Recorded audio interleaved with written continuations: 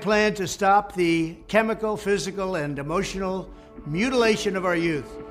On day one, I will revoke Joe Biden's cruel policies on so-called gender-affirming care. Ridiculous. A process that includes giving kids puberty blockers, mutating their physical appearance, and ultimately performing surgery on minor children. Concept of sex and gender transition at any age.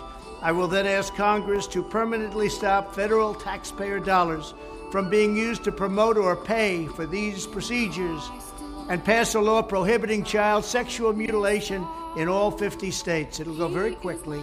I will declare that any hospital or healthcare provider that participates in the chemical or physical mutilation of minor youth will no longer meet federal health and safety standards for Medicaid and Medicare and will be terminated from the program immediately. Furthermore, I will support the creation of a private right of action for victims to sue doctors who have unforgivably performed these procedures on minor children.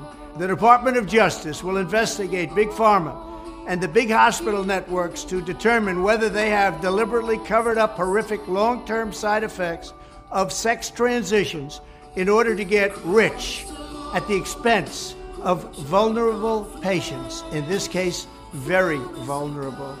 We will also investigate whether Big Pharma or others have illegally marketed hormones and puberty blockers which are in no way licensed or approved for this use. My Department of Education will inform states and school districts that if any teacher or school official suggests to a child that they could be trapped in the wrong body, they will be faced with severe consequences, including potential civil rights violations for sex discrimination and the elimination of federal funding. As part of our new credentialing body for teachers, we will promote positive education about the nuclear family, the roles of mothers and fathers, and celebrating rather than erasing the things that make men and women different and unique.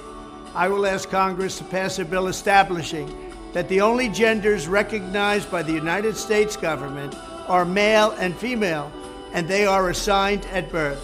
The bill will also make clear that Title IX prohibits men from participating in women's sports, and we will protect the rights of parents from being forced to allow their minor child to assume a gender which is new and an identity without the parents' consent. The identity will not be new, and it will not be without parental consent. No serious country should be telling its children that they were born with the wrong gender, a concept that was never heard of in all of human history. Nobody's ever heard of this, what's happening today. It was all when the radical left invented it just a few years ago. Under my leadership, this madness will end. Thank you very much.